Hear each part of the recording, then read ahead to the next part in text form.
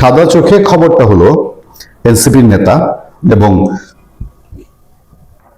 অন্তর্বর্তীকালীন সরকার, ইউনূসের নেতৃত্বাধীন অন্তর্বর্তীকালীন সরকারের বিতর্কিত, আলোচিত, সমালোচিত সাবেক উপদেষ্টা, ডাকসাইট উপদেষ্টা, প্রভাবশালী উপদেষ্টা আসিফ মাহমুদ সজীব ভুঁইয়া তিনি দক্ষিণ কোরিয়া গেছেন। এটা হলো সাদা সিধে খবর, কিন্তু খবরের ভেতরে আরো একটা খবর আছে, একটা গুরুত্বপূর্ণ খবর আছে।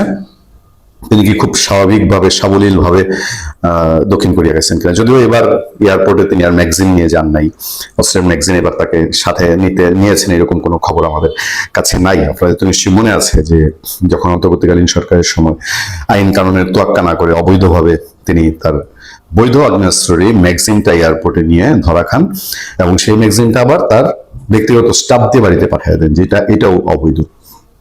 যাক, খবরটা, ওই সাদা চোখের খবরটা আগে একটু আপনারা শোনেন যে আন্তর্জাতিক মানবাধিকার সম্মেলনে উনি গেছেন, মানবাধিকার সম্মেলনে, যেখানে তাদের সরকারের সময় বাংলাদেশের মানবাধিকার এই বাংলাদেশের 56 বছরের ইতিহাসে সর্বনিম্ন পর্যায়ে ছিল। আন্তর্জাতিক মানবাধিকার সম্মেলনে যোগ দিতে দক্ষিণ কোরিয়া গেলেন এনসিপির মুখপাত্র আসিফ মাহমুদ সজীব ভুঁইয়া। রবিবার 10 মে রাত 11টার দিকে দক্ষিণ কোরিয়ার উদ্দেশ্যে তিনি শাহজালাল আন্তর্জাতিক বিমানবন্দর ত্যাগ করেন। বিষয়টি নিশ্চিত করেছেন এনসিপির মিডিয়া সেলের সদস্য ইয়াসিন আরাফাত। তিনি জানান ইতিমধ্যে দেশটিতে পৌঁছেছেন আসিফ। ইয়াসিন আরাফাত আরো জানান যে বিশ্ব মানবাধিকার শহর ফোরাম 2026 সম্মেলনটি দক্ষিণ কোরিয়ার ওয়াংজু শহরে অনুষ্ঠিত হবে। সফরকালে আসিফ মাহমুদ আন্তর্জাতিক মানবাধিকার, নাগরিক অধিকার এবং গণতান্ত্রিক অংশগ্রহণ বিষয়ক বিভিন্ন সেশনে অংশ নেবেন। পাশাপাশি দক্ষিণ কোরিয়া বসবাসরত বাংলাদেশি প্রবাসীদের সঙ্গে মত বিনিময় করবেন। আমি জানি না ওখানে কোন টাইপের বাংলাদেশের প্রবাসীরা তার সাথে মত বিনিময় করবে, আবার কোনো অন্য ঘটনা কিছু ঘটে কিনা। এছাড়া এনসিপি ডায়ামপুরা অ্যালায়েন্সের দক্ষিণ কোরিয়া চ্যাপ্টারের উদ্যোগে আয়োজিত একাধিক সাংগঠনিক সভা, প্রতিনিধি বৈঠক এবং কমিউনিটি সংযোগমূলক কার্যক্রমে তিনি অংশ নেবেন। সফর শেষে আগামী 19 মে রাতে তার দেশে ফেরার কথা রয়েছে। খবরের ভেতরের খবরটাই যাচ্ছি।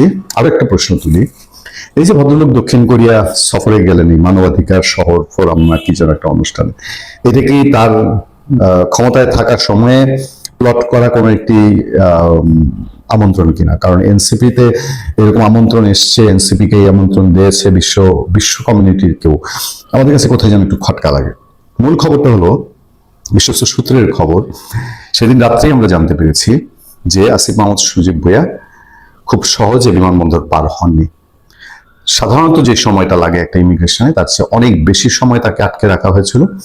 তারপরে ঊর্ধ্বতন কর্তৃপক্ষের সঙ্গে যোগাযোগ সাপেক্ষে যখন পুরোপুরি ক্লিয়ারেন্স পাওয়া গেছে, তারপরে তাকে যেতে দেওয়া হয়েছে। মানে তাকে যেতে দেওয়া হবে কিনা এই নিয়েও একটা দ্বিধাদ্বন্দ্বের পরিস্থিতি ছিল এবং আসিফ মাহমুদ সজীব ভুঁইয়াও এক পর্যায়ে ঘাবড়ে গিয়েছিলেন। আপনাদের মনে আছে আদিলুর রহমান শুভকে দীর্ঘ একটা সময় আটকে রাখা হয়েছিল এবং আমাদেরকে বিএনপির সংরক্ষিত নারী আসনের সংসদ সদস্য নীলফর চৌধুরী মনি বলেছেন যে তিনি শুনতে পেরেছেন যে কিছু কিছু উপদেষ্টার, মানে ইউনূস আমলের কিছু কিছু উপদেষ্টার দেশের বাইরে যাওয়া নিয়ে রেস্ট্রিকশনের খবর আছে। আসিফ মাহমুদ সজীব ভুঁইয়াও সেই তালিকায় ছিলেন এবং শেষ পর্যন্ত নানান দেন দরবারের পরিপ্রেক্ষিতে, মানে সে নির্দিষ্ট সময়ের অনেক আগেই গিয়েছে এবং ইমিগ্রেশন তাকে প্রথম ধাক্কায় তাকে ইমিগ্রেশন পার হতে দেয়নি। তারপর নানান পর্যায়ে কথাবার্তা, ইন্টারফেয়ারের পর তিনি ফিরে আসবেন 19 মে, এই নিশ্চয়তার পরে তাকে বিদেশ যেতে দেওয়া হয়েছে।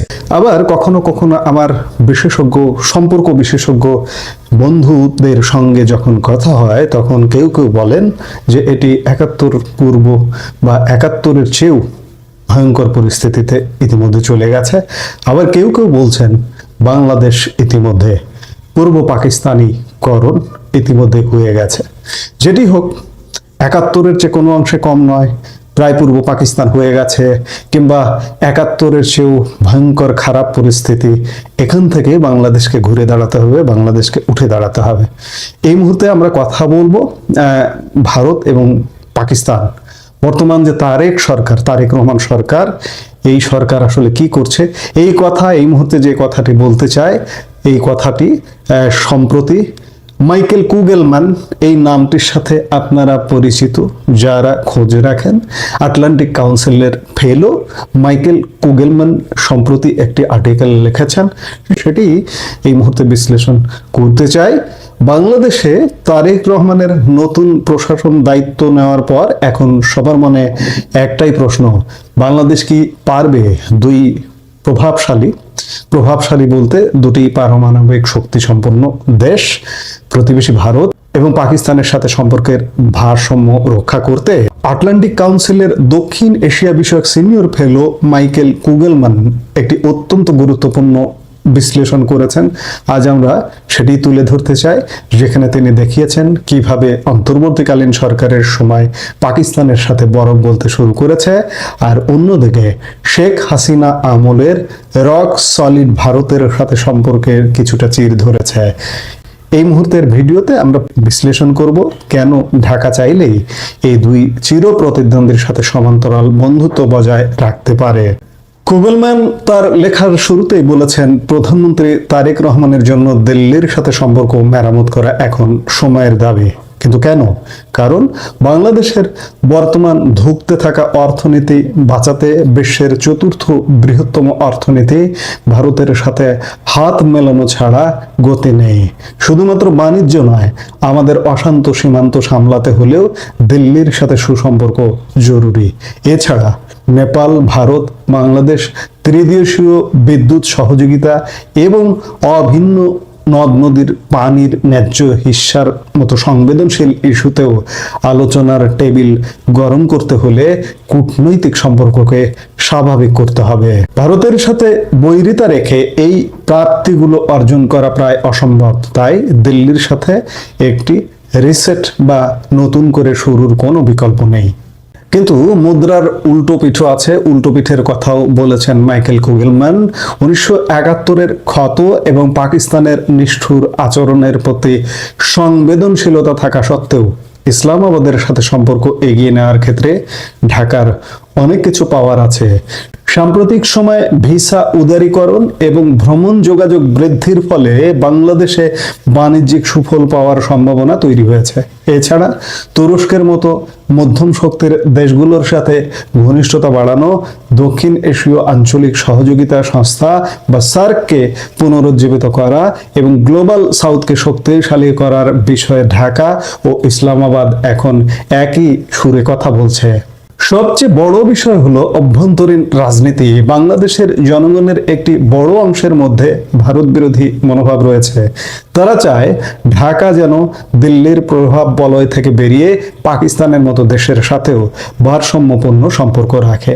ফলে ইসলামাবাদের সাথে সুসম্পর্ক তারেক রহমান সরকারের জন্য রাজনৈতিক জনপ্রিয়তার একটি হাতিয়ার হতে পারে। মাইকেল কুগেলম্যানের মতে ঢাকা চাইলেই সব দিকে বন্ধুত্ব বজায় রাখতে পারে। এর নাম হলো সিলেক্টিভ কোঅপারেশন বা নির্বাচিত সহযোগিতা। ভারতের সাথে আমাদের অগ্রাধিকার হবে বাণিজ্য, অর্থনৈতিক সহযোগিতা এবং সীমান্ত নিরাপত্তা। তবে কুগেলম্যান সতর্ক করে দিয়েছেন, ঢাকার বৈদেশিক নীতিতে ভারত যেন ডিকটেট করতে না পারে। যেমন বেইজিং বা ইসলামাবাদের সাথে ঢাকা কতটা ঘনিষ্ঠ হবে সেটা নির্ধারণের সার্বভৌম ক্ষমতা ঢাকার হাতেই থাকতে হবে। অন্যদিকে পাকিস্তানের সাথে কি করা যাবে না তাও স্পষ্ট। দিল্লির সাথে যদি সুসম্পর্ক বজায় রাখতে হয় তবে ইসলামাবাদের সাথে গভীর প্রতিরক্ষা সহযোগিতা করা হবে চরম ঝুঁকিপূর্ণ। আবার ভৌগোলিক কারণে পাকিস্তানের সরাসরি স্থলপথ না থাকায় এবং দুই দেশ একই ধরনের পণ্য রপ্তানি করায় সরাসরি বাণিজ্যেও সীমাবদ্ধতা আছে। তাহলে পাকিস্তানের সাথে সফলতার পথ কোনটি? কুগেলম্যান বলছেন, নলেজ এক্সচেঞ্জ বা জ্ঞান বিনিময়। গত বছর পাকিস্তানের পররাষ্ট্রমন্ত্রী ইসাক দারের ঢাকা সফরের মাধ্যমে যে নলেজ করিডোর শুরু হয়েছে সেটি হতে পারে তুরুপের তাস। শিক্ষা, স্কলারশিপ এবং সিভিল সার্ভেন্টদের প্রশিক্ষণের মাধ্যমে এই সম্পর্ককে বিতর্কহীন রাখা সম্ভব। ইতিমধ্যে আমরা দেখতে পাচ্ছি সেগুলো শুরু হয়ে গেছে। আমাদের সিভিল সার্ভেন্টরা পাকিস্তানে প্রশিক্ষণ নিতে যাচ্ছে, পাকিস্তান এখানে স্কলারশিপ নিয়ে আসছে। আজকেই আমি দিনের আরেকটা ভিডিওতে এই বিষয়গুলো নিয়ে কথা বলেছি। গত মাসে ওয়াশিংটনে আটলান্টিক কাউন্সিলের দুটি আলাদা অনুষ্ঠানে পাকিস্তানের অর্থমন্ত্রী মোহাম্মদ আওরঙ্গজেব এবং বাংলাদেশের অর্থমন্ত্রী আমির খসরু মাহমুদ চৌধুরী যোগ দিয়েছিলেন। সেখানে দেখা গেছে উভয় দেশই ডেঙ্গু, অপুষ্টি, জলবায়ু পরিবর্তন এবং দারিদ্র্যের মতো একই ধরনের সংকটে ভুগছে। পাকিস্তান তাদের এই সমস্যাগুলো মোকাবেলায় ডিজিটাল পাবলিক ইনফ্রাস্ট্রাকচার বা ডিপিআই ব্যবহারে বেশ সাফল্য পেয়েছে। কুগেলম্যান পরামর্শ দিচ্ছেন বাংলাদেশের বিশেষজ্ঞ দল পাকিস্তানে গিয়ে তাদের এই অভিজ্ঞতাগুলো সরেজমিনে দেখে আসতে পারে। এটা ভারতের জন্য উদ্বেগের কারণ হবে না, কারণ বাংলাদেশ ভারতের ডিপিআই মডেল থেকেও শিখতে চায়। এই ধরনের জ্ঞান ভিত্তিক সহযোগিতা 1971-এর ইস্যু নিয়ে পাকিস্তানের ক্ষমা প্রার্থনা বা ক্ষতিপূরণের মতো কঠিন রাজনৈতিক আলোচনার পথ প্রশস্ত করতে পারে। এছাড়া ডিজিটাল সিস্টেম শক্তিশালী হলে দুর্নীতি কমবে এবং IMF এর মতো সংস্থার সংস্কার এজেন্ডা পূরণ করাও সহজ হবে। স্বাধীনতার 3 বছর পর বঙ্গবন্ধু শেখ মুজিবুর রহমান বলেছিলেন, সবার সাথে বন্ধুত্ব, কারো সাথে বৈরিতা নয়। গত 5 দশকে বাংলাদেশ আমেরিকা ও রাশিয়ার মতো মেরুকরণেও ভারসাম্য রেখেছে, কিন্তু ভারত পাকিস্তান দ্বৈরথে প্রায় আমরা কোনো একদিকে হেলে পড়েছে। শেখ হাসিনা আমলে যেটা ছিল ভারতমুখী, আর সাম্প্রতিক বিএনপি সরকারের সময় সেটা হয়ে উঠেছে পাকিস্তানমুখী।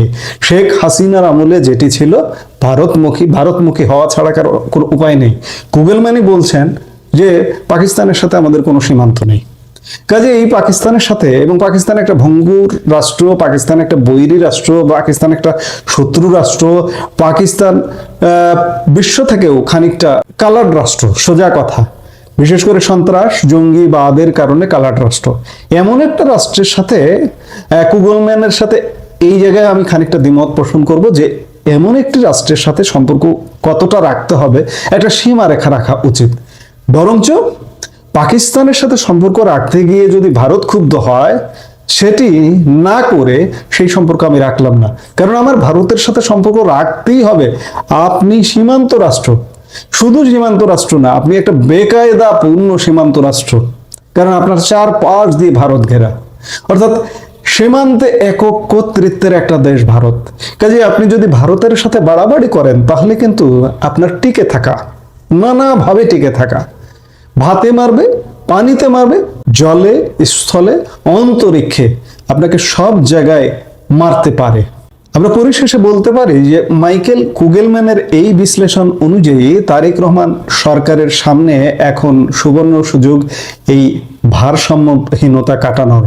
খুব সাবধানে পা ফেলে, কোনো ঝুঁকি না নিয়ে ভারত ও পাকিস্তান উভয় দেশের থেকেই সহযোগিতা আদায় করা সম্ভব। কূটনীতি যখন কৌশলী হয়, তখন শত্রু বন্ধু হয়ে উঠতে পারে। হ্যাঁ, কুগেলম্যান ভালো পরামর্শ দিয়েছে যে পাকিস্তানকে আমি চটালাম না, কিন্তু আমরা লক্ষ্য করছি সেটি কিন্তু ভারতকে চুটিয়ে দিচ্ছে, এবং একটা পক্ষ মনে হচ্ছে যে ভারতের সাথে কিছু একটা লাগুক, এই অঞ্চলে একটা কিছু বাঁধিয়ে ফেলতে চায়। আমি আলাপের শুরুতেই বলেছি না যে 71 পরিস্থিতির চেয়েও খারাপ, বা 71 পরিস্থিতির মতো আমার বিশেষজ্ঞ বন্ধু, আন্তর্জাতিক সম্পর্ক বিশেষজ্ঞ বন্ধুরা বলেন যে 71-এর চেয়েও খারাপ। আবার এটি পূর্ব পাকিস্তান প্রায় হয়ে গেছে। যদি তাই হয়, সেটি আমাদের জন্য ভয়ঙ্কর বিপদের কারণ হতে পারে।